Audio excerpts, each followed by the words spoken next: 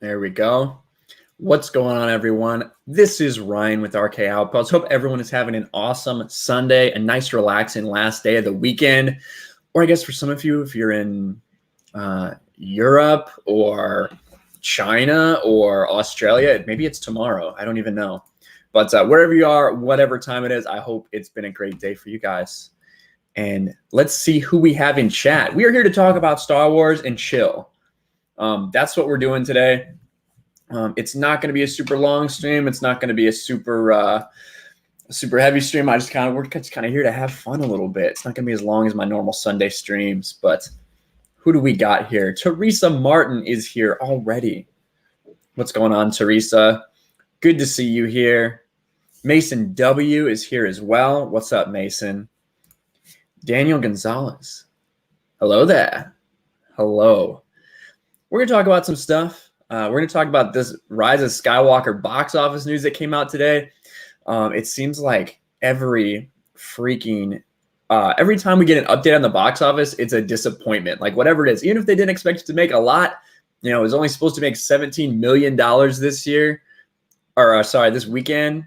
But it's down 15 is what it actually made. So even when they put the bar low, they're still not able to clear it.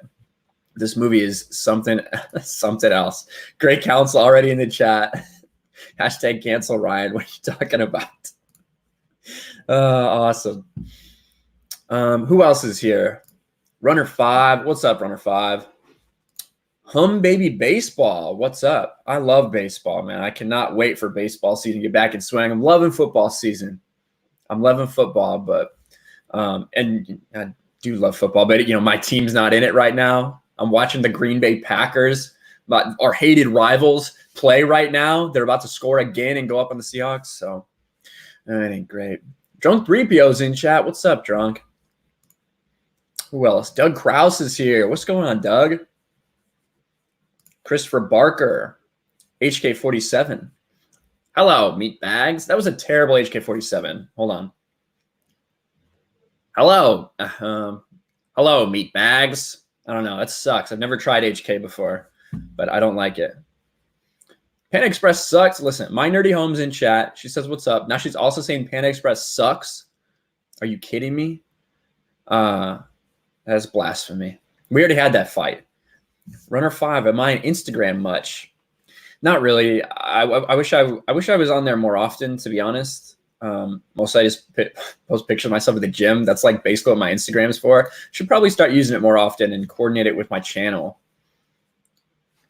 Jose Vegia is in chat. What's up? Alex is in chat. Grand Admiral Adam. Greetings, programs. Greetings. The Lego Sith Empire. Hey, how's it going? It's going awesome. It's going awesome. I've been busy. But it's awesome.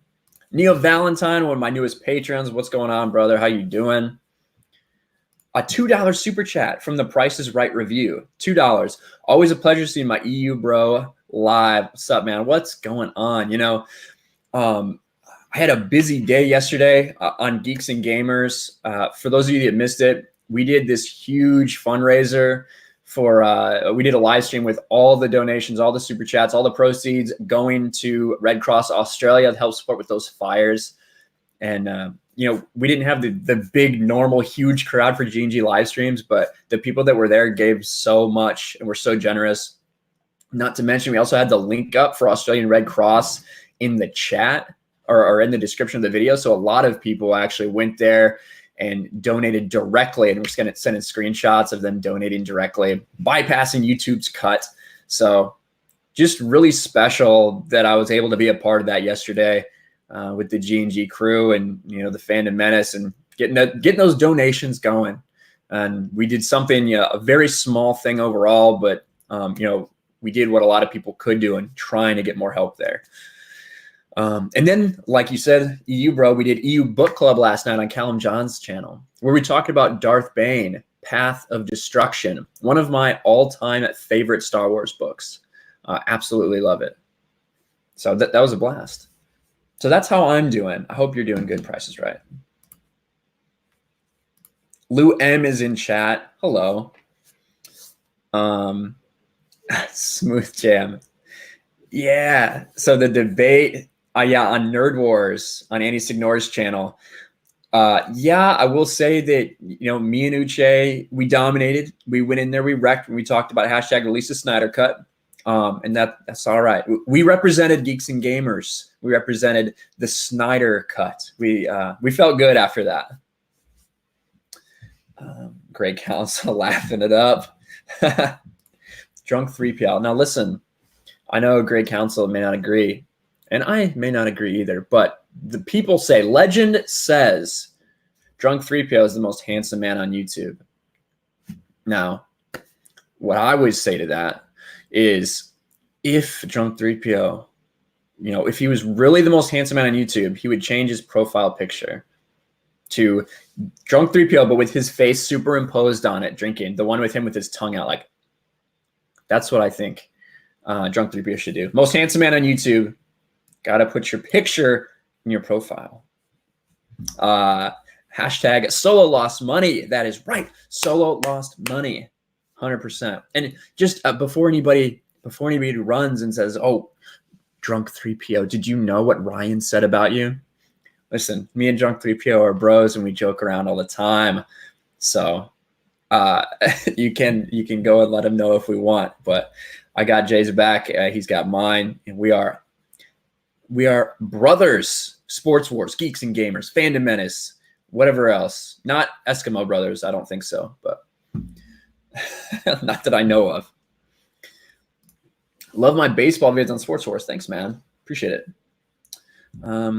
Let's see. Bench press competition. I ain't going to try to do that with Uche.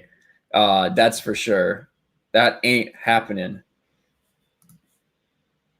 Yeah. True. Yeah, so that was what we said. It was like for you guys that didn't get to see it, several weeks ago, myself and Uche Waniri, the observant lineman, another member of Geeks and Gamers and Fandom Menace guy, who is a former professional football player, but he's really huge into geek culture, into Star Wars, and into DC as well. And we're both proponents of Zack Snyder's vision for the DCEU, the original unmolested vision. And so we had a debate on Andy Signor's channel, Popcorn Planet, about it, and it did go really well. So, and that was part of it too. At the end, you had to determine which thing would you get rid of: Batman, Superman, Dawn of Justice, or The Force Awakens. It was a funny debate. It was awesome. I had a lot of fun on that.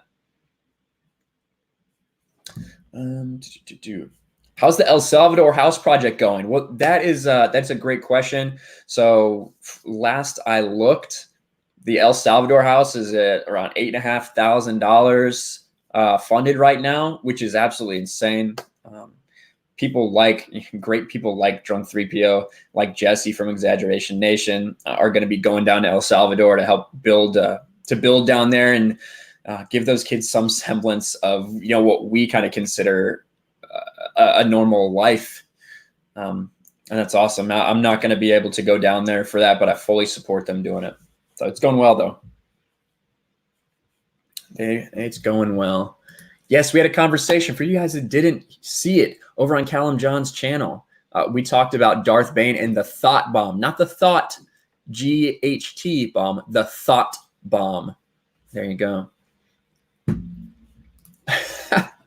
My stream started on time. Is that allowed under the guidelines of my G&G contract? Well, who told you there was a contract? I want to know. That a vicious rumor. There's no contracts. But if there was a contract, it probably wouldn't be allowed. You're right. It probably wouldn't. Who else is here? What 2020 movies am I excited for?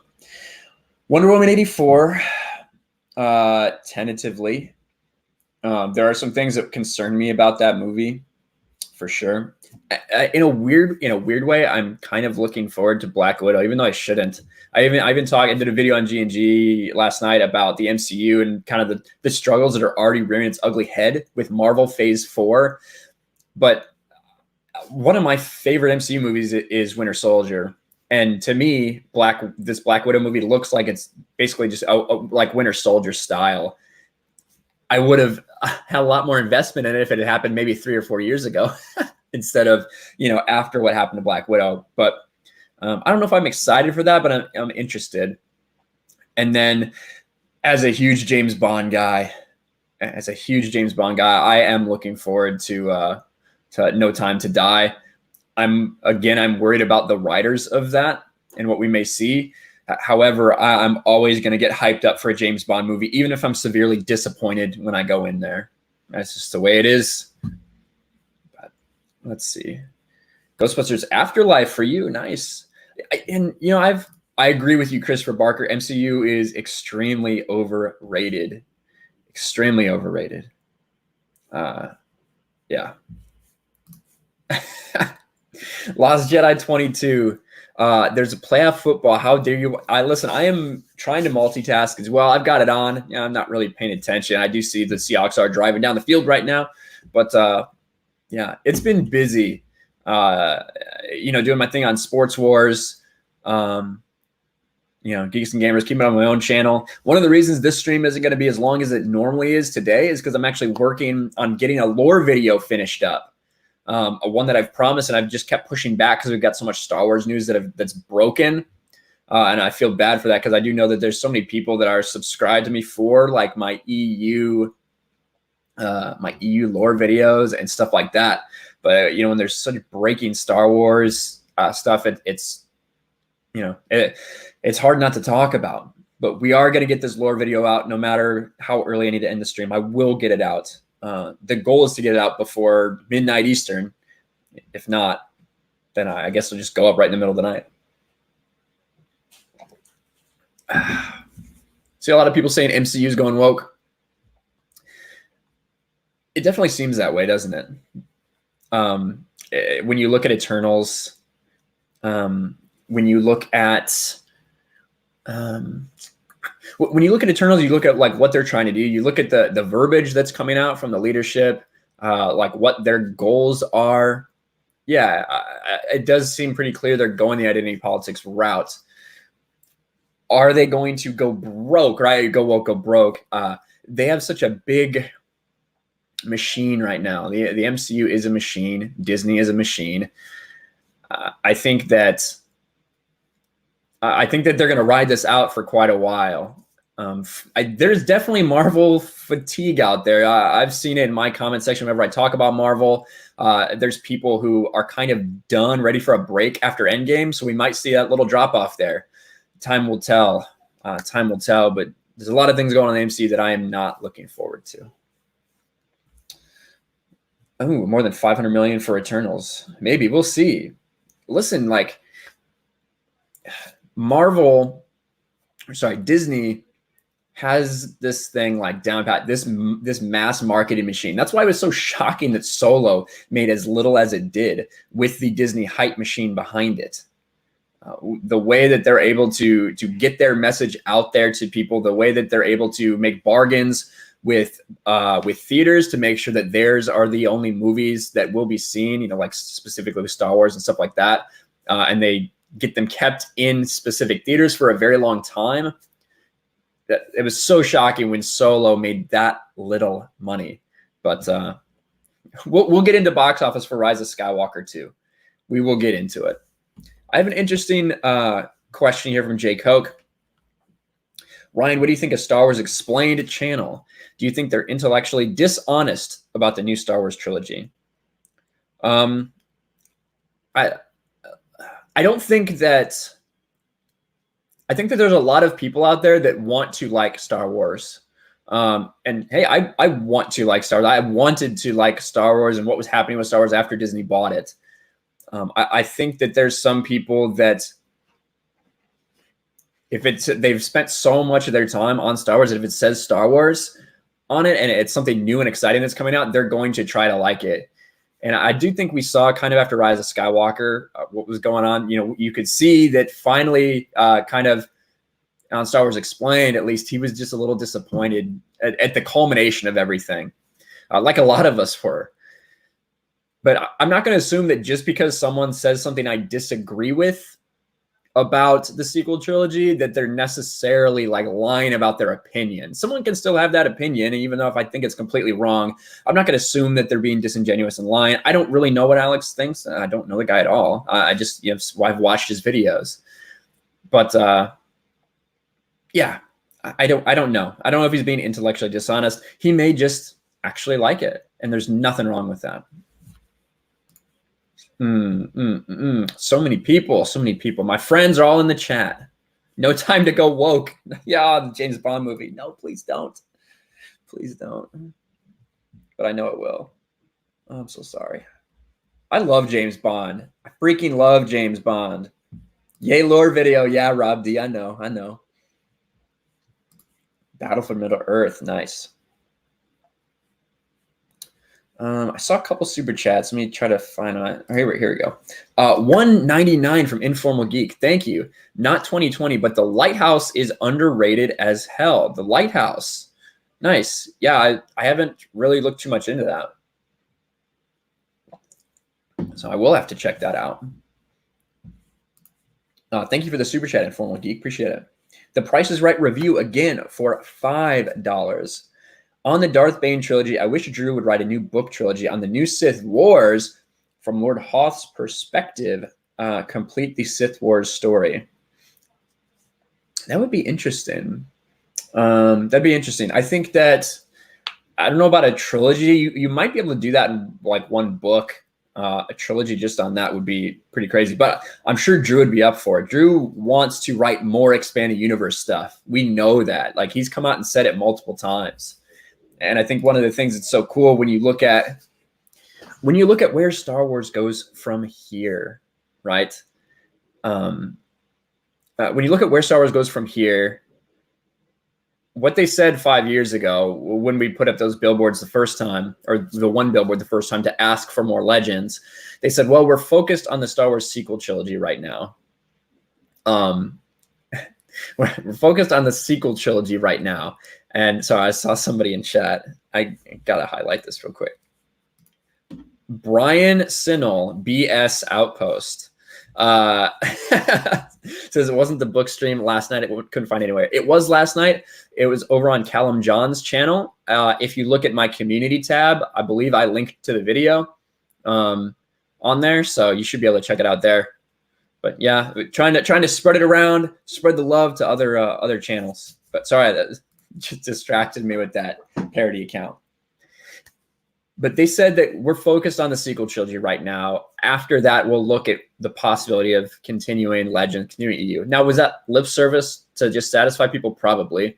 But, you know, when these billboards go up in April, I'm hoping they see that there is still a diehard community that wants expanded universe, that wants Legends. And no one's asking, well, there are some people that want the entire sequel trilogy and all the Disney canon to be decanonized. And in an ideal world, could I Thanos snap and go back to 2014? Yeah, I would, in a heartbeat, and redo it. But at this point, I just don't know if that's going to be able to happen.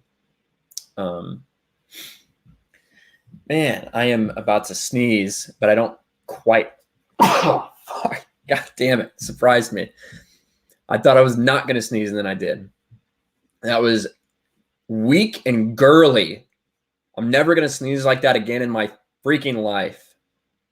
I don't. It's my policy to never apologize, but I apologize for that sneeze. It's bitch made. But anyway, I do think that. Listen, I do think that with these people, these billboards, with the fact that Lucasfilm's taking kind of a break, they do have this rumored Project Luminous coming out. I think that's a great time for them to extend an olive branch and let Del Rey and Marvel do more of what they've been asking to do. Let the authors from the expanded universe continue to create stories in EU, in the Legends timeline. I think it'd be great. Let's see. Please Thanos snap the Raylo kiss, Ryan. Michelle, if I had the power, in a heartbeat, I would. Did you see the BS from Screen Scat about Sky Solo? Hollywood's not getting one more dime from me until they denounce the disease called shipping. Well, So I have seen that article float around. You guys want to take a look at that today? Let's take a look at it for a laugh. I do have to do something real quick. I don't know why it closed. This icon looks kind of weird, but let's open this one. All right. There we go. I want to make sure we thank all of our wonderful patrons. So again, if you guys aren't aware, I do have a Patreon. The link is in the description below. My patrons help me continue to produce great content for you guys. I appreciate them so much. I appreciate everybody that watches, that likes, that shares, that comments on videos. It's awesome. It means a lot to me. And my patrons, I appreciate them so much as well for taking that extra step and actually, I'll say this, when you make a Patreon and there's someone that says, hey, I would like to join your Patreon because I appreciate your content, it means like the freaking world to you. Because when you start a channel, you don't know if anyone's going to listen.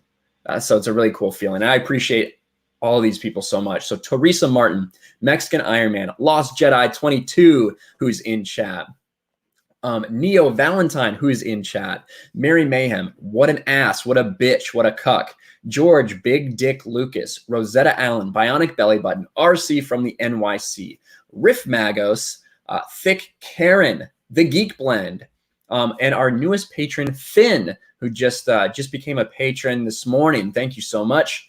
Huge Ass, Seth Saunders, Kyle Hopkins, Alex McCarthy, who I saw in chat, Trev Fishbein, Geeky Candy, Wesley Semple, and Mark Steven. Hey, you guys are awesome, and I appreciate the hell out of you guys. Thank you so much. But yeah, do you guys want to take a look at that? At the Sky Solo shipping or whatever the heck this is. And there's Teresa right there, of course. Hey, Teresa, who I was on EU Book Club with last night. All right, so the Screen Rant, right? I know so many people hate Screen Rant, and I actually, I would say 80% of the stuff they post is garbage, but I feel like that's a pretty good ratio for them, just to be honest with you. Actually, someone DM'd it to me. Maybe that'll be easier. Somebody definitely DM'd me and was like, hey, did you see this? All right, here we go. Let's share this screen here.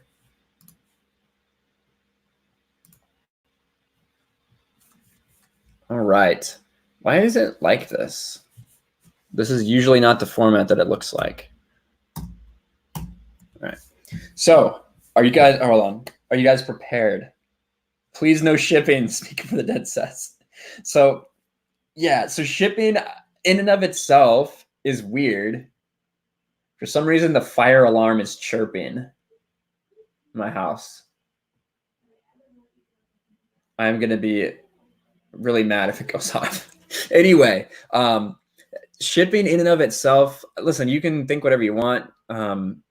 It's whatever, you know, when it gets to the point of reaching out to Adam Driver's wife and like threatening her for him not being with Daisy Ridley in real life, it has gone too far. It has become toxic, for lack of a better term, right? That's crazy. Change your batteries. I know, I just changed the battery, but hopefully somebody else will take care of it. But let's look through this right here. Let's look through this article. Star Wars fans shipping Sky Solo after discovering Han kissed Luke. Mark Hamill coyly set Star Wars Sky Solo shippers' hearts aflame after revealing that Han Solo kissed Luke in an unused take from The Empire Strikes Back. The kiss occurred after Han saves Luke from the freezing Hoth blizzard by keeping him warm in a tauntaun. The Empire Strikes Back was the highly anticipated sequel to the original. Okay, I know what Empire Strikes Back. Luke, yeah, barely dies. Saves and returns back to base. It's one of the many interactions between the characters that has led fans to ship Han and Luke. Shipping or the act of the fact that they're friends. This is the problem. Like, all right. This is the problem. just because people are friends doesn't mean they're romantic. The people who do these ships, I feel like they have to have like very little social interaction. Do you know what I mean? Because in order to be like, wow, Han went out to save his best friend. Han went out to save his best friend, and you think that that means they should be romantically involved. That tells me that you probably aren't very socially active outside of your house. That's just what it tells me. There's nothing wrong with that, but this is freaking ridiculous. Yes. I see so many people. I see so many people. OMG, what is this? People are stupid. Is this, oh, where'd it go? I'll read that too. If you're going to spoon another man in a tauntaun for the sake of survival, then you're totally gay, says AFK Bart. Have a drink or a Snickers. Yeah. Is this effing real? Evidently. All right, let's continue to read this. Because the way this is phrased is saying that there's people that are shipping them just because of their interactions before this rumored deleted scene kiss. While not all ships are canon or officially accepted in the story's universe, fans' imaginations can span multiple galaxies when it comes to pairing popular Star Wars characters together as romantic couples. Mark Hamill responded to a thrilled Sky Solo shipper who posted the quote from Hamill revealing Harrison Ford kissed him during one take of the scene where Han visits Luke. While the actual footage of a deleted scene, while he's recuperating back at base. While the actual footage of the deleted scene has never been released, Hamill's coy response to the fans' excitement over the discovery is perfect. Take a look at the exchange. So, all right. So this is the this. Come on. Oh, I don't feel I'm about to open this.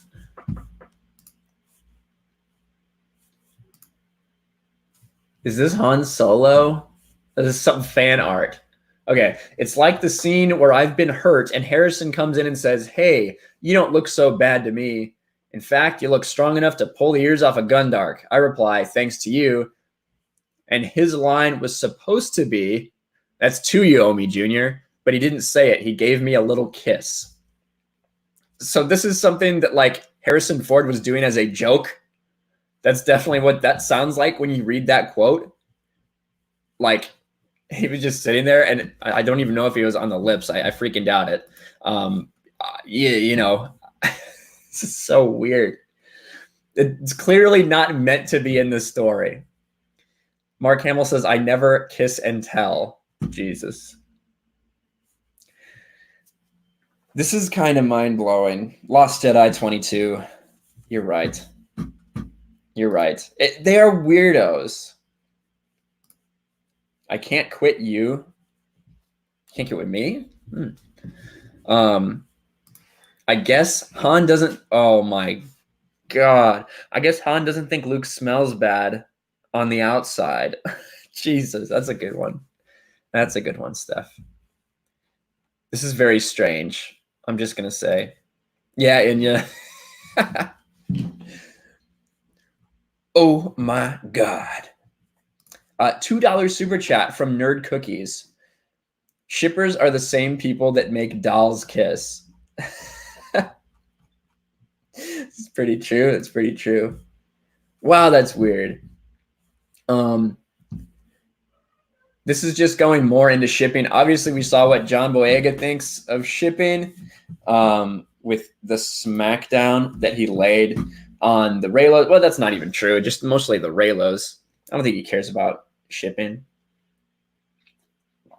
I think he was all about the Finn Poe ship, which I think doesn't need to happen. One of my biggest things about people that complain about like not getting the romantic relationship they want in the movie, when you look at everything that they had to do in The Rise of Skywalker, which was a shit show cluster, all the amount of stuff that they had to cram into there was insane.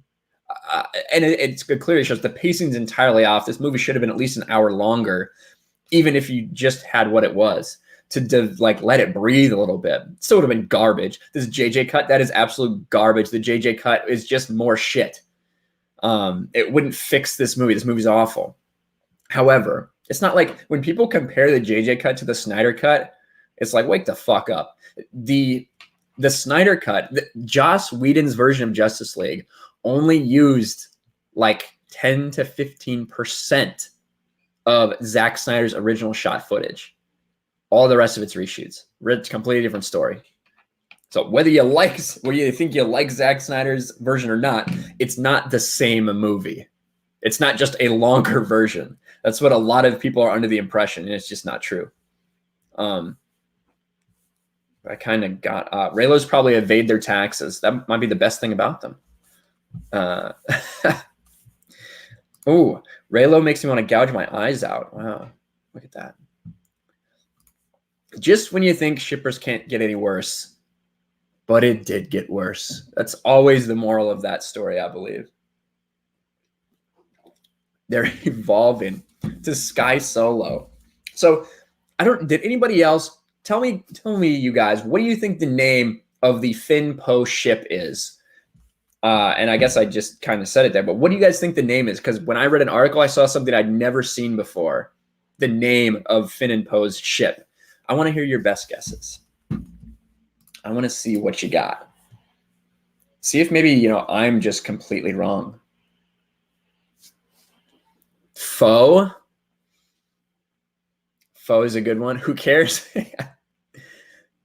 Lost Jedi 22 is the first one I saw. Storm Pilot, because one's a stormtrooper, one's a pilot. That is what I saw. There are Storm Pilot shippers. How freaking lame is that? I like Foe, though. Yeah, Mason W. That's the thing. These people take, and that's why I'm convinced that not everybody, but a lot of the shipping community is people that just don't have social lives or have never interacted with real people. You know what I mean? Because to take Finn and Poe's interaction in The Force Awakens, the very little of it we had, and say, wow, those two should fuck or whatever.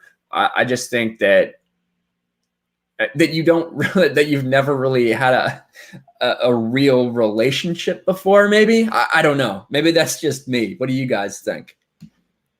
What do you guys think? Ooh, Asajj Ventress and Quinlan Voss, keep them separate. Ooh. Stop discounting the look we shared in that Wookiee corpse. Hey, Frank, what's going on? Pins. They're all little pricks. You have friends you want to pair up and be enthusiastic about it. Raylos are weirdos. Shipping is for normies, says Chris Barker. Rosario Dawson, Grand Emerald Throne. Is that true? Does she really want to play Ahsoka? Hold on, let me pull that up. I've heard rumors about this for a while. Like Rosario Dawson has been like someone that they want her to play Ahsoka for a long time. Listen, I'm not a huge Ahsoka guy. I think almost all you guys know that. I think she's a fine character. I don't hate her or anything, but she has such an intense following. It's kind of crazy. We have a $5 super chat. Well, not $5, sorry. £5 from Smooth Jam, California. I don't care what anybody else says. Shipping is something teenage girls do. Anyone that wastes their time doing that shit needs to get a hobby. I agree. Like if that's what you want to do, like I said, I don't really have an issue with it, but it does make me question kind of your, what's going on in your life. Rosario Dawson's dating Cory Booker. Yeah, I believe she's dating Cory Booker. That was what I heard anyway. Poe and Haldo? Ugh. 19K Fox in the chat. Jennifer G, what's up? Jennifer's in the chat. This is it. It's this kind of stuff right here. This is literally a ship. I guarantee you somewhere. That fight between Obi-Wan and Darth Maul was really heated. I think they're going to get married. I guarantee you that there are people out there that Obi-Wan and Maul ship, and probably saw that scene from Rebels, you know, where Darth Maul comes back or goes to Tatooine. Twin Sons, I think, was the name of that episode. But they're probably going to see that and like see him dying in Obi-Wan's arms and be like, "Oh my God, it's so romantic. He had to kill the person he loves." Like that's for real. And there's probably fan art out there of like Obi-Wan finding Darth Maul's legs and like doing something disgusting with them. That's probably it's probably the kind of ship that's out there as well.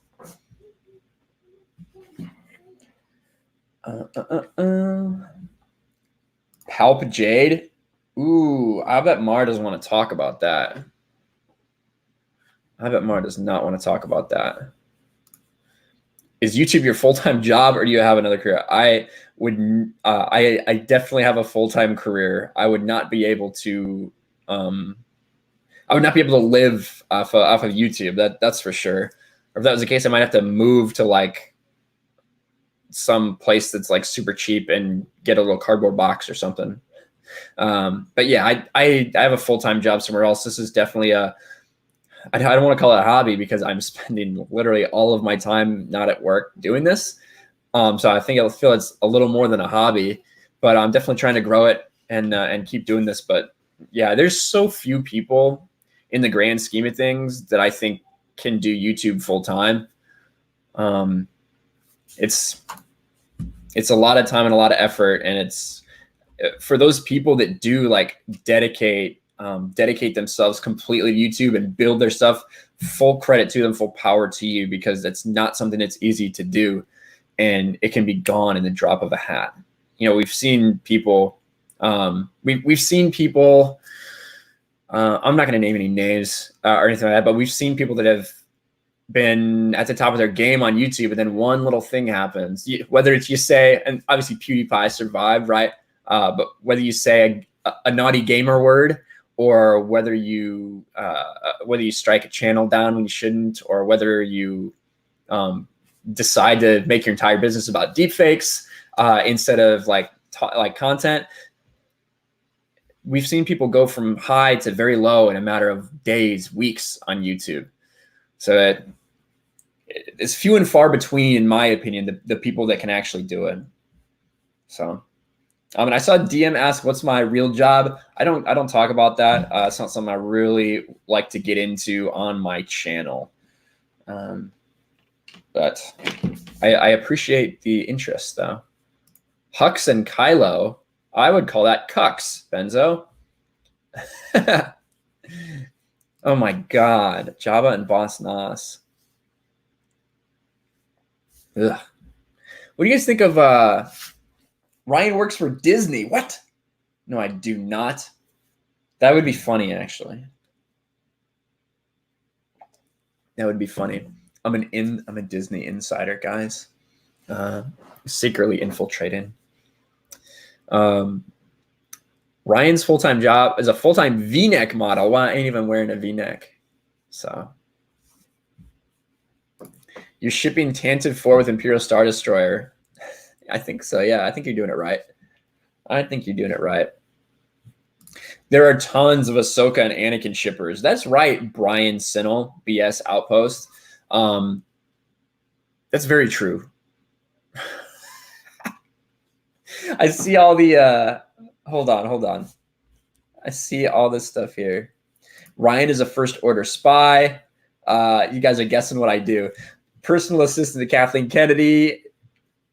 Ryan works for Collider. Well, I mean, if I did, I wouldn't for much longer, huh? Works for Jeremy. Let's see. That's pretty funny.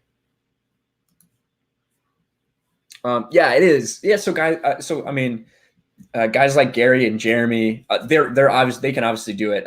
They're well established enough, and they have such a great following. They've got the thing figured out. They're doing it full time. But even then, that's not all they're doing, right? They have other things. You know, Jeremy has other channels that he's pursuing and growing. He has his merchandise stuff. He has other ventures he's looking into. Gary's the same way. You know, Gary is starting up his own little shop. You know, so you know, they know that just doing YouTube isn't really safe. You got to keep growing what you're doing. When am I playing Old Republic again? Maybe Tuesday or something. Maybe Tuesday. Mason W, where can you find the past EU book clubs if just catching up? So you need the Dark Force Rising. I think that's on my channel, isn't it? Mason W. Let's see. Mason W, DM me on Twitter, and I will get you the link because it's unlisted. That live stream is unlisted on my channel. But if you have the link, you can watch it. So just DM me, and after the stream, I will shoot you that link, buddy. People that put out stuff that gets millions of views. Yeah, you can definitely do that full time if you want. But yeah, it's just, to me, with the way YouTube's going, and it's clear that they're trying to take the U out of YouTube, right? They're pushing the NBCs, the ABCs, people like that, the big commercial companies. They're pushing them to want to be on YouTube. They're getting the U out of YouTube. That's what made this thing so cool, was that anybody could get their voice out there and get their voice heard. That's when YouTube started. That's what it meant. That's what it was. And now they're just trying to change it into like this big corporation friendly thing. And it's sad. It's sad. But what I was going to say, did you guys hear about Jar Jar potentially going back to potentially appearing in the Obi-Wan show? I made a video about it, but that's crazy to me. Like, I don't get it. I don't know what Jar Jar would be doing. Maybe it's a flashback or something. I don't know. But I don't know what Jar Jar would be doing on Tatooine, unless Obi-Wan's leaving Tatooine in this series, which he could. Misa back. Yeah. When am I going on EFAP again? I don't know. That was one of the coolest things I have done as far as YouTube goes. For sure it was like surreal, because I've been watching EFAP for so long and been watching Mauler for so long, and all of a sudden, out of the blue, I ended up on there. I won't tell you exactly like the details, but I ended up on there, and it was just such a great experience. And then even part of that was used in Mauler's Rise of Skywalker, Unbridled Rage, which was awesome. EFAP is lit. That's right. What would I recommend between Jedi and the Young Jedi Knight series? Do you mean Darkest Night, Zach? Do you mean like between Return of the Jedi and the Young Jedi Knight series? Is that what you're asking? Because I would recommend X-Wing trilogy, X-Wing series, Thrawn trilogy, Jedi Academy. Yeah. Grand Admiral Adam, you can if you want. You wouldn't be the first, nor the last. Jar Jar does appear in the Aftermath novel. Darth Vader, so I didn't read the Aftermath novel. I got through a little bit of it, but it was just garbage. Isn't Jar Jar like a clown or something in that? He's a literal clown. Pretty sure, at least. Mauler and Ryan ship confirmed. Rawler. Yeah. Yeah, I saw somebody say earlier, oh my God, Michelle, what is this? Obi-Wan and Jar Jar shippers? God. That's true. It gets lonely out there at Tatooine. Gets lonely out there. He's just going to grab Jar Jar by the ears and go to town. You think doing YouTube is a huge risk, regardless of how big the following is? As far as full-time, it's definitely a risk. However, if you figure it out, like I said, like Jeremy, like Gary, like Doomcock is blowing up. If you figure that out and devote so much of your time to it, you mitigate those risks and diversify. But I do agree, it's at any time. I don't think that anyone who's on YouTube doing it full time has any delusions that they're going to be doing it for 50 years. You know, I don't think anybody's like that. I think it's something that they're doing for right now, and they're trying to get the most out of it as they can. And they're doing an incredible job. An incredible job. Do you ever watch Twitch? Not really. Not really. I don't know. I don't watch video game streams that much. I don't anymore, at least. You know, I obviously used to. But I don't know. I've been thinking about making a Twitch, to be honest with you. Just because I don't know how, like, so YouTube is strange. YouTube wants you to do the same thing, and it wants you to do it often. So when you do different stuff, it sometimes doesn't pan out. Like, for instance, when I made a Marvel video or a DC video randomly, it did much worse than my Star Wars videos because most of my audience is used to seeing Star Wars. It's kind of what it's built off of, so that's just kind of how it works out. And I think that I guess I don't know, like, how well, like, if I could get a bigger gaming following by doing Twitch and just doing gaming there as opposed to, you know, doing this here and then immediately unlisting the streams. I don't know. That's something I've been thinking about.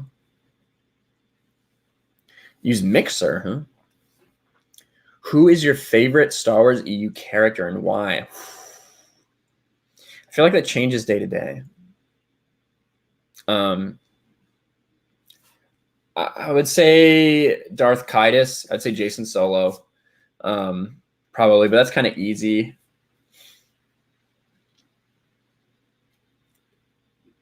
Maybe Corran Horn.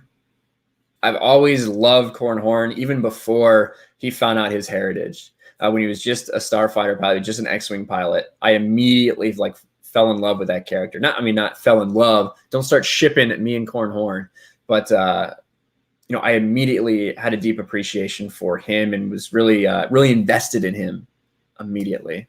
So, yeah, maybe Corran Horn. I'll say that.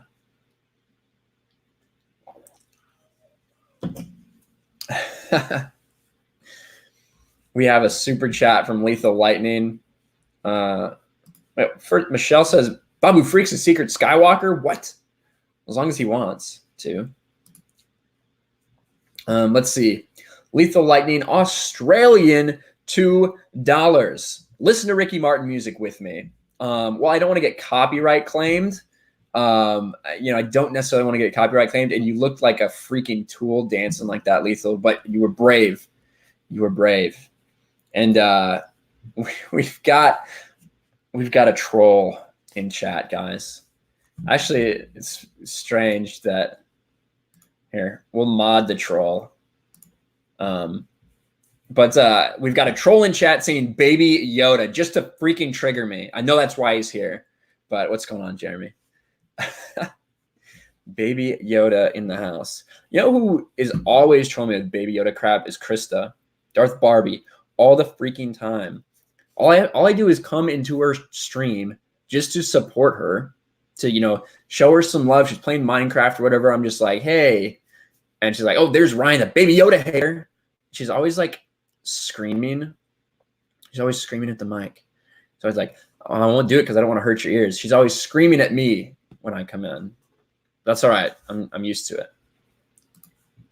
Ship Ryan and Baby. Better not be Ryan and Baby Yoda. Dancing like a tool. Bitch, please. I'm going on Dancing with the Stars. No, you're not. God, that would be awful.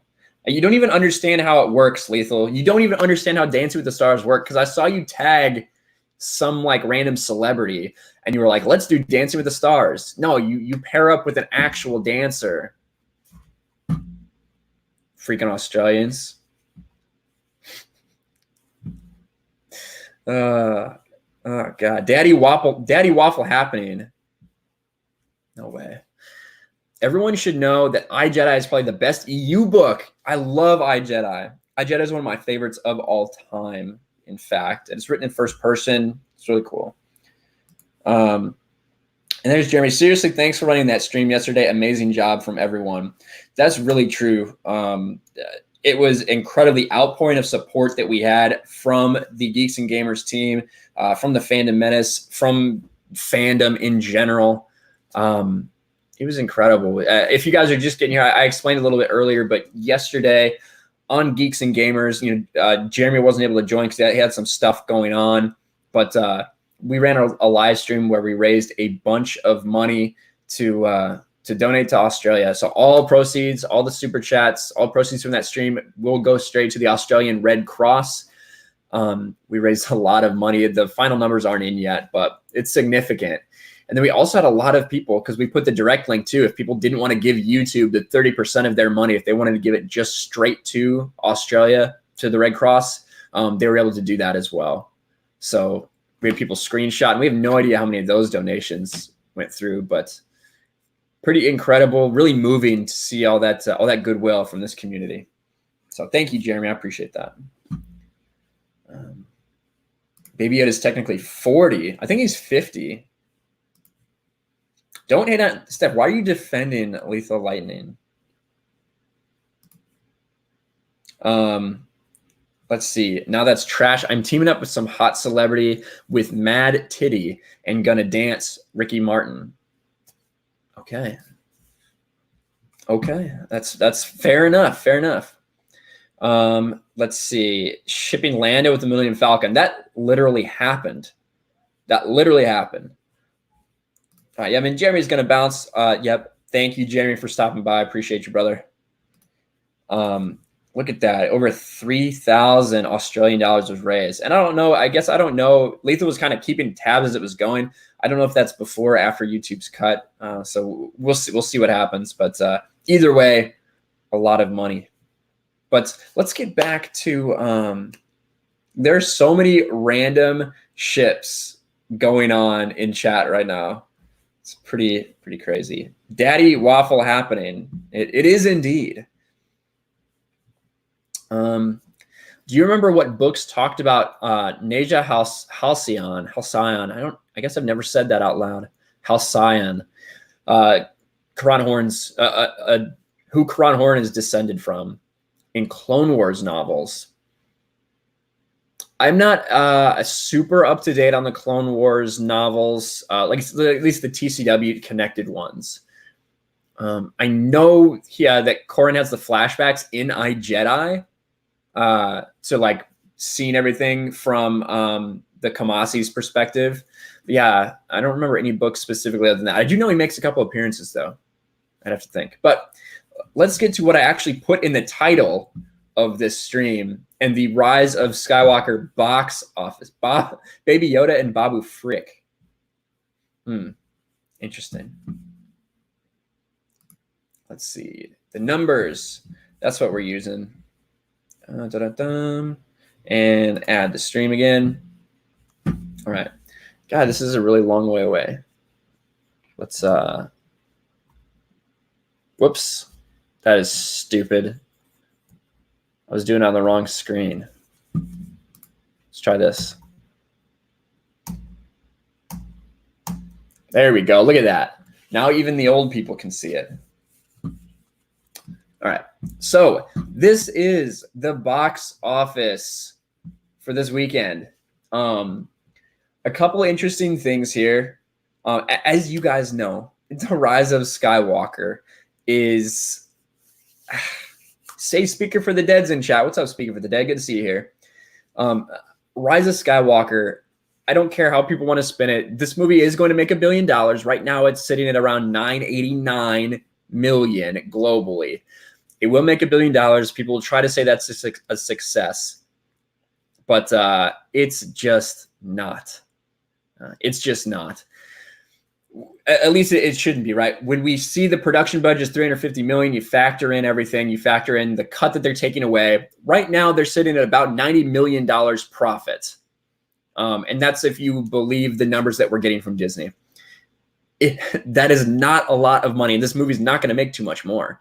They have almost no merchandise for The Rise of Skywalker. We'll see what Blu-rays do and all that. We'll see if anybody signs up for Disney Plus so they can watch it when it comes out. All those residuals will have to be factored in.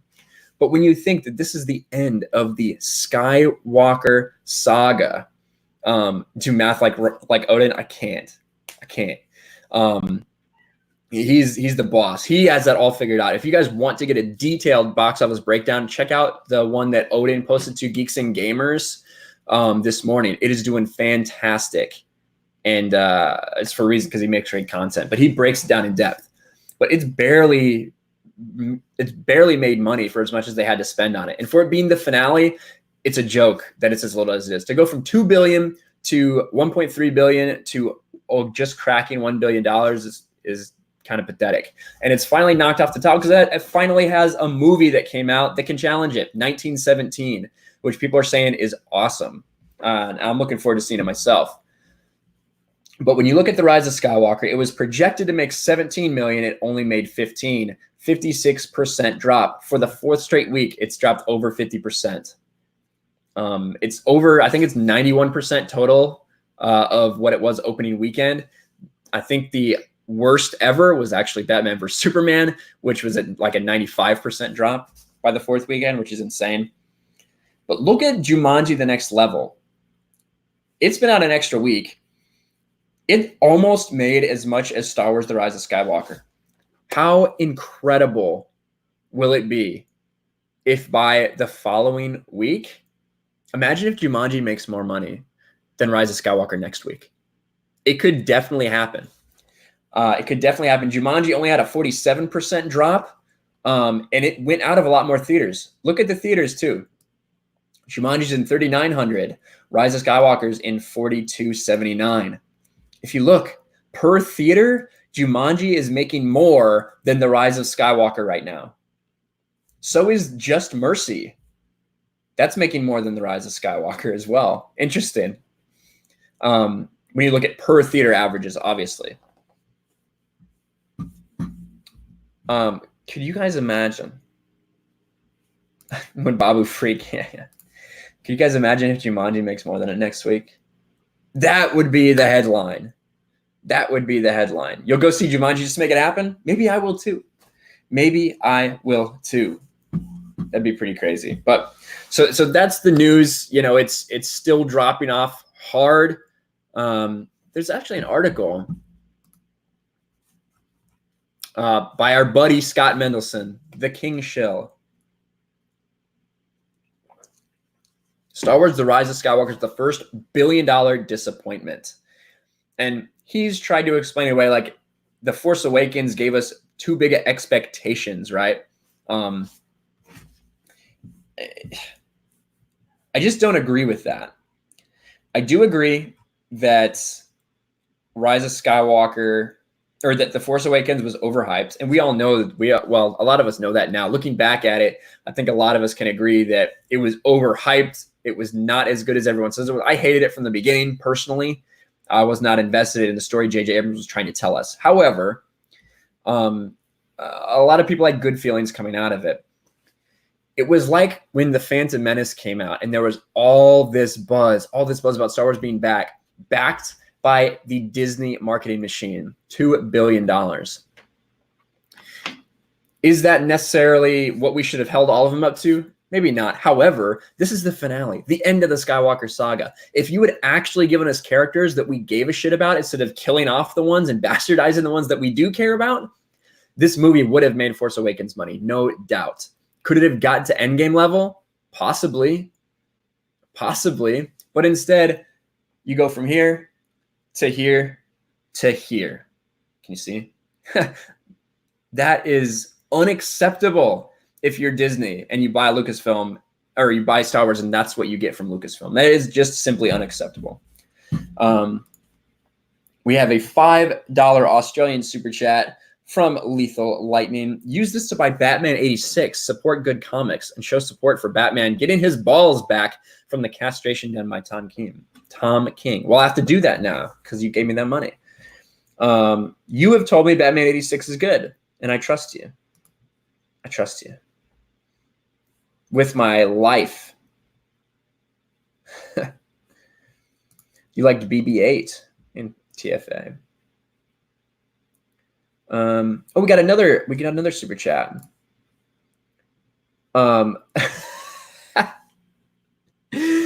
Poor Jeremy didn't recognize and mispronounced this screen name Zeke.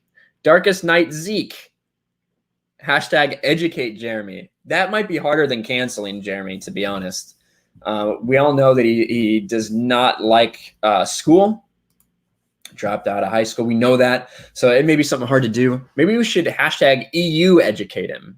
EU educate. Nah, that sounds stupid.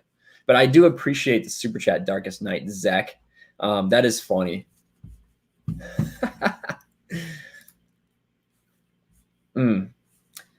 Darth Scipio, thank you. You bring up an excellent freaking point, man. And I've been saying this for a long time. Where'd it go? The $4 billion they paid George Lucas is now worth $6 billion. Disney will never recoup its investment, and that is like that's a point that I try to make. Is it can't just be, oh well, we gave you $4 billion 8 years ago. Here's your $4 billion back. We're cool now, right? It's not how it works. And these shareholders, that's not what they're looking for. They're looking to make money on an investment, which is what Star Wars was. And when you think about the fact that each Galaxy's Edge has also cost $1 billion to make, when you think about the fact that just production costs in England, just in England at their studios there for all the Star Wars movies have been $2 billion. There's so much money sank into this project. They have not recouped their investment. Bottom line, they haven't. Another super chat, $5 from Skytrooper 501st. Let Disney's Lucasfilm trilogy die. Kill it if you have to. The Clone Wars and the magnificent Jar Jar Binks will save Star Wars. Well, there you go. We'll see. We'll see how Clone Wars Season 7 is. A lot of people have hopes for it. It's basically already done. That's the thing. You can actually find all the plots to it online, whether you can some of them you can actually see. You can actually see the things they already released, like the rough animation. This was back several years ago when no one thought it was going to happen. So you can go check that out if you want. I think a lot of people are really interested to see the Siege of Mandalore plot.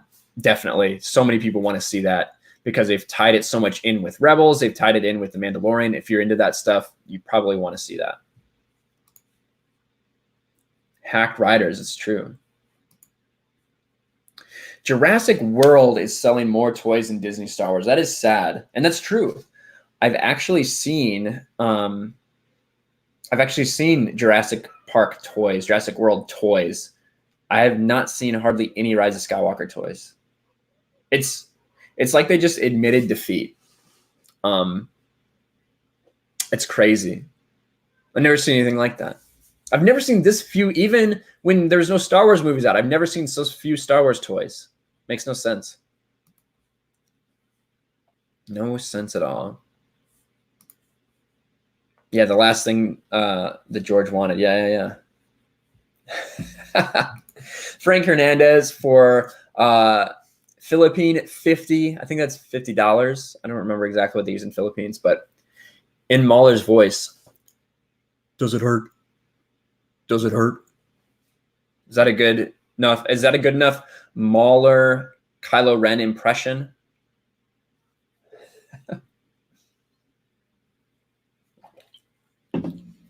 So Trey, I know you're a big Jurassic World guy. Do you like Fallen Kingdom as well? I thought Jurassic World was fine. I kind of despise Fallen Kingdom. We'll see what happens with the next one. There should have been Baby Yoda toys. Yeah. Would have gave me something to burn. I would have loved that. Brian, what's up, Brian? Oh, we're just talking. We're just talking Star Wars. Probably not going to go too much longer. Kind of just a chill stream tonight. No guests or anything. I know you guys like it when I have guests. I do too. But, just kind of wanted to keep it chill and chat with you guys. Let's take a second to think about the fact that Disney has made the Skywalker saga make less than a spin-off movie. How? All they had to do was Legends. Great point. Great point. And I guess I didn't even mention that. Right now, it's looking like Right now, it's looking like Rise of Skywalker will not beat Rogue One's unadjusted, so not adjusted for inflation, which is only a couple years, but still it's significant. Looks like it's not going to make more money than Rogue One. That's unfathomable.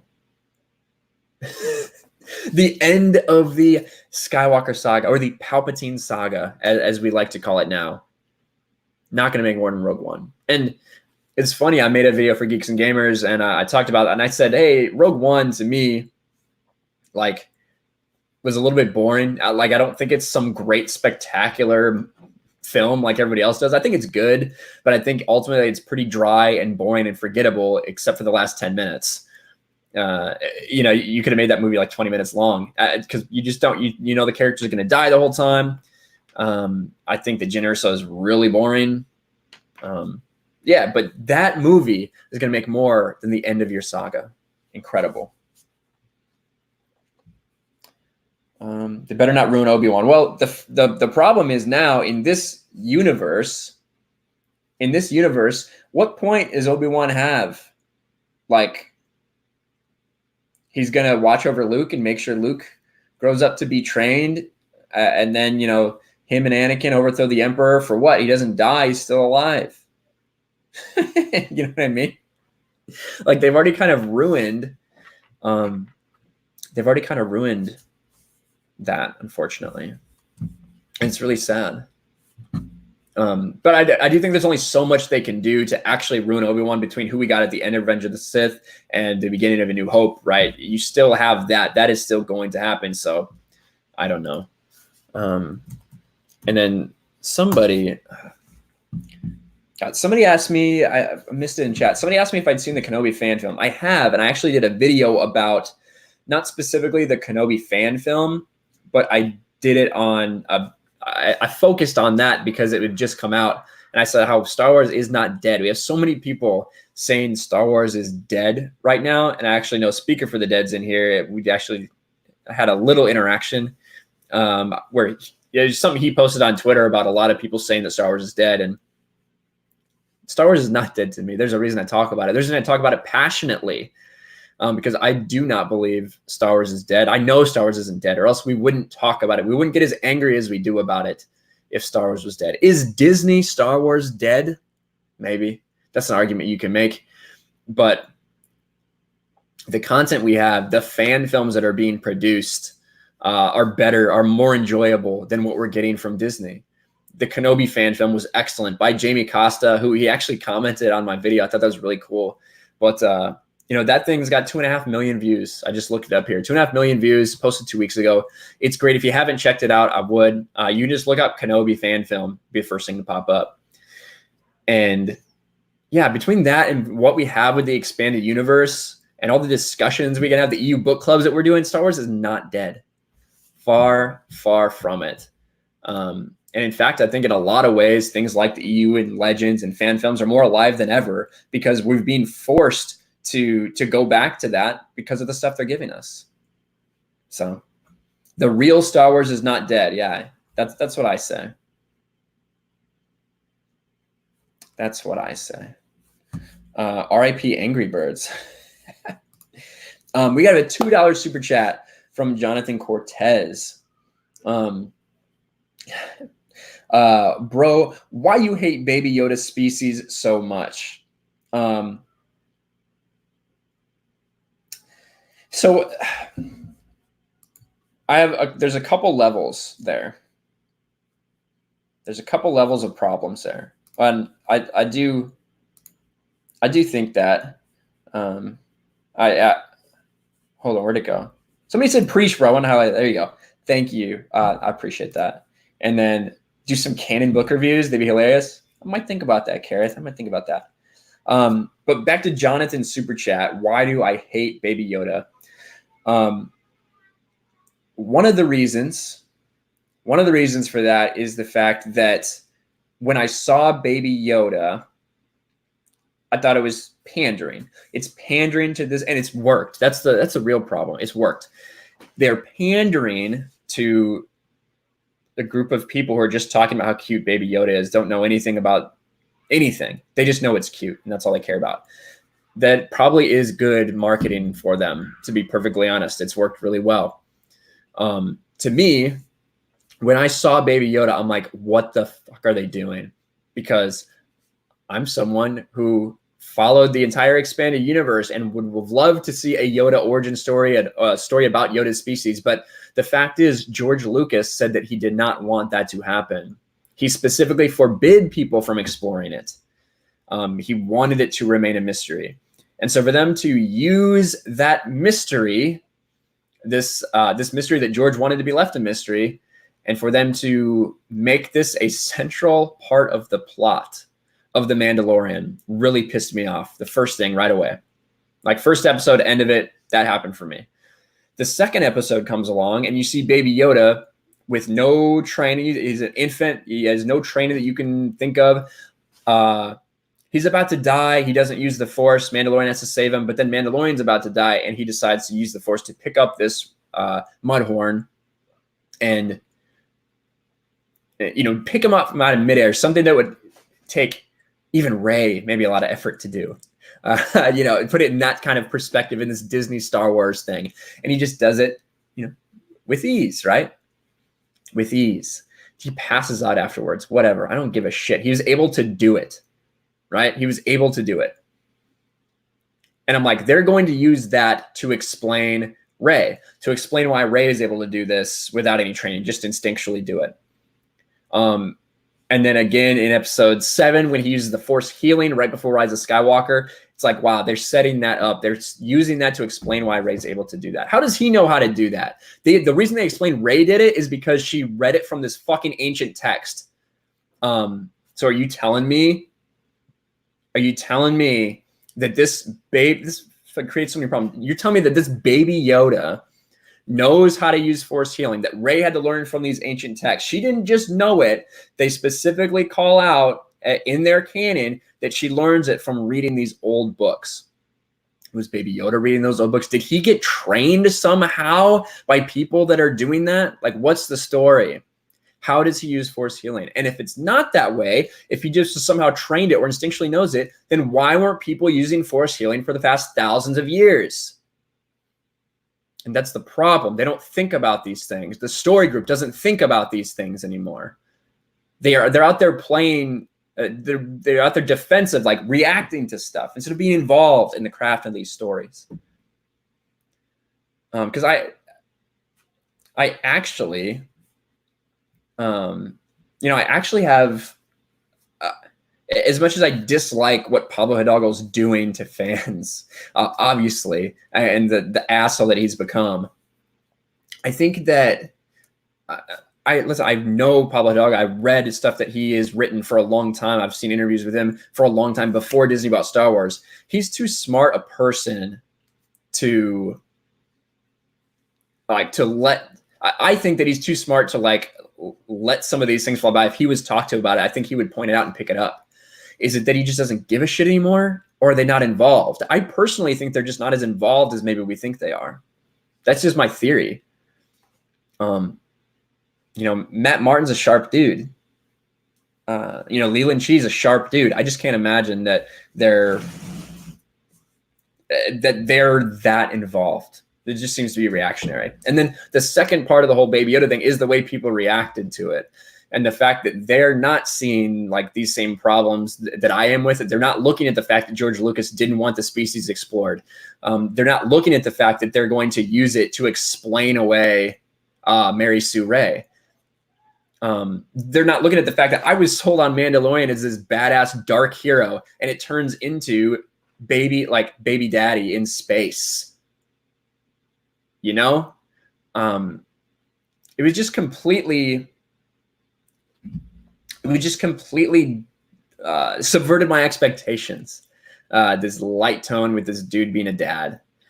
And so all those things combined, then I see the way that everyone's reacting to it. And they're just like, oh my God, it's so cute, forgetting everything else about everything.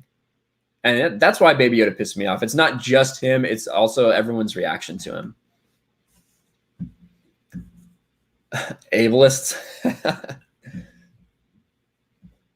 Yes, Mason. remember when they came out and said Mandalorian would not have the Force in it?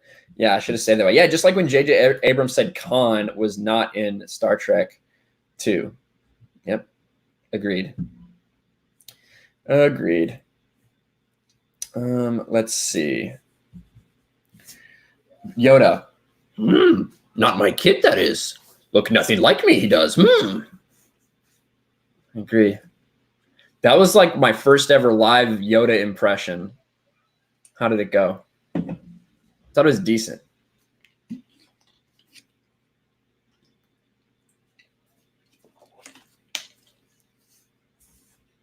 Yeah, the timing is a little off with Baby Yoda's age. I know, guys. I know.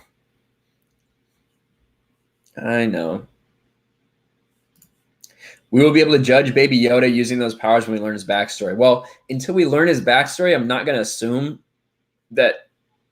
You know what I mean? That's the thing. There's so many people with this, and not calling you out or anything. I get that perspective. There's so many people with The Mandalorian, because I do think The Mandalorian's a good show. I don't think it's great by any stretch of the imagination. I think it's good. It's solid entertainment. And it's not woke or anything like that, which is great. It's pretty simplistic, but that's all right.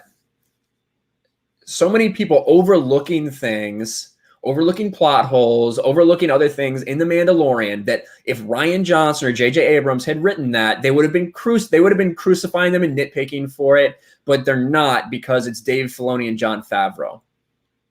That's an issue that I have with The Mandalorian as well. That's one of the things that irritates me, is that there's so many people that are just willing to be like, well, I'm sure they'll explain it, or giving them the benefit of the doubt. And I just don't understand why. Because it's not just Rian Johnson and J.J. Abrams and Kathleen Kennedy. It's the whole atmosphere at Lucasfilm. And I think that we should hold them to that same standard that we criticize others for. That's all I'm saying. Fenrir Fire, strength. I like them. The muscles in chat. Nice. Filoni's a hack. A Needles reference from Back to the Future. Yeah, his backstory is central to the plot. And I'll let you guys, well, I guess that's technically a spoiler for season 2. So I know a lot of people are invested in that. So I won't say anything. Critical drinker. Just consume. Exactly. I love Critical Drinker. God, he's freaking awesome. Mando gets a pass because it's not SJW and does the same level of BS as the sequel trilogies otherwise. Yeah, as far as storytelling, yeah, it was the same kind of level. It wasn't quite as bad as some of the things, but you're right, Lost Jedi 22, and I know that you hated it. You were like, I feel like my reviews were fairly critical. I feel like they were pretty fair, actually, because I didn't hammer at them, even though I want to hate that. You know what I mean? That was my internal feeling, because it's Disney Star Wars. So I was ready to be so critical of it. So I tried not to be. I made an active effort to be fair about it.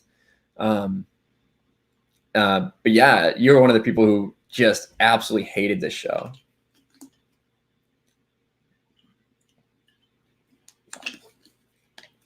The only thing Disney wants from old school fans is their money, unfortunately. And that makes sense, actually. That does make sense. Mason, that's funny. They're a business. That is what they're first and foremost concerned about.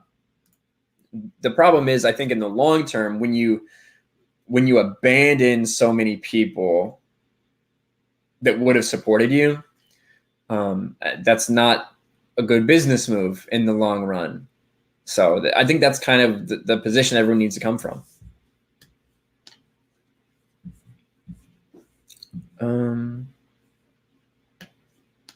Let's see. TLJ was literally offensive as a movie, and even more as a Star Wars movie. It's true. Yeah, Boba Fett. Yeah, I don't know why. Could have been a Boba Fett movie. Or could have been a Boba Fett TV show. That would have been cool. Would have been cool. Will Baby Yoda be the top Halloween costume? It'll be the top child costume. That's for sure.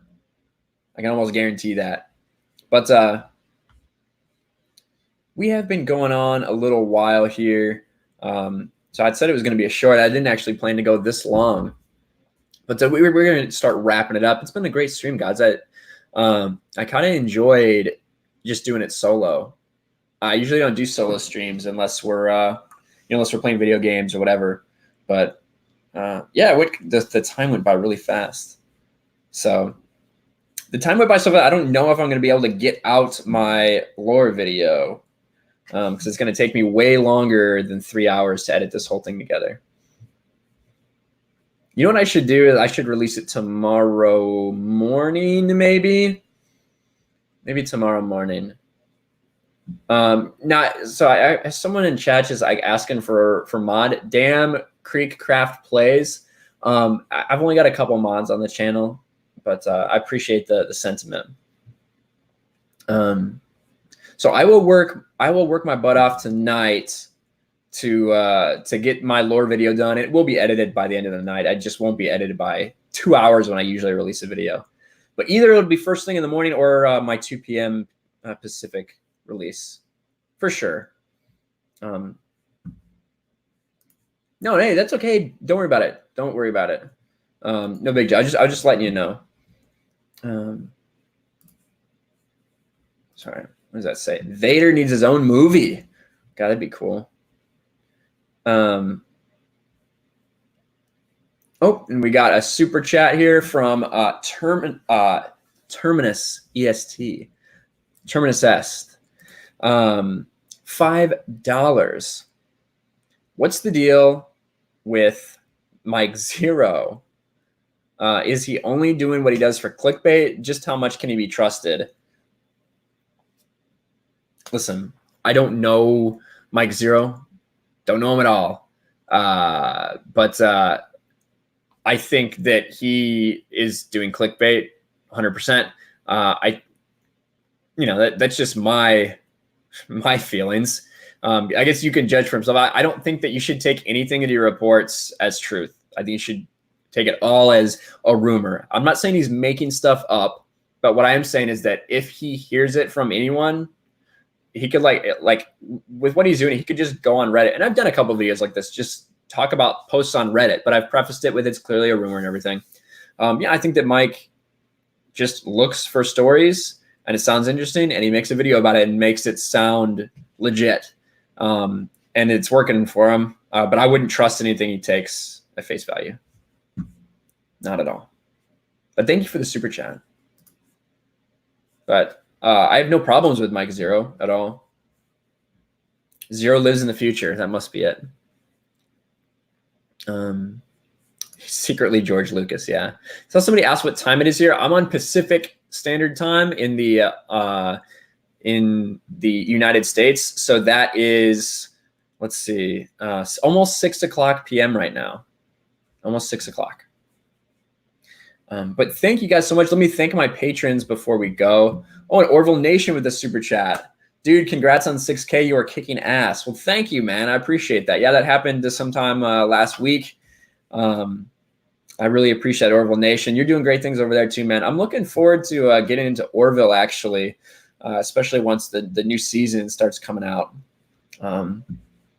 So that should be pretty fun. Should be pretty fun. Something great that we can laugh about and enjoy together. So thank you for the super chat, man. But I am let me thank my patrons again. Pull up this list right here. So thank you very much to my wonderful patrons: Teresa Martin, Mexican Iron Man, Lost Jedi 22, Neo Valentine, Mary Mayhem, What an Ass, What a Bitch, What a Cuck, George Big Dick Lucas, Rosetta Allen, Bionic Belly Button, RC from the NYC, Riff Magos, Thick Karen, The Geek Blend, Finn, Hugh Jass, Seth Saunders, Kyle Hopkins, Alex McCarthy, Trev Fishbein, Geeky Candy, Wesley Simple, and Mark Steven. You guys are badass. I love you. I see What an Ass, What a Bitch, What a Cuck. Look, he changed his name. Finally, he did it. I like it. I like it back to normal. I like it back to normal. Echo Base, what's up, Echo Base? Hey, you guys, if you have not checked out Echo Base Network, they're doing a really cool thing, like basically a documentary about the sequel trilogy. Go check out their channel. It's narrated by Doomcock and everything. It's really cool. So definitely check that out. Jennifer G, have a good one. Big Dick Lucas, that's right. But hey, thank you guys again. We are bouncing out for the night. You guys are awesome. I don't know who else is streaming right now, but definitely go out there and check out these other great streams going on Phantom Menace and Phantom in general. And be blessed, everyone. Have a good night, good rest of your weekend, and I will talk to you guys later. Peace.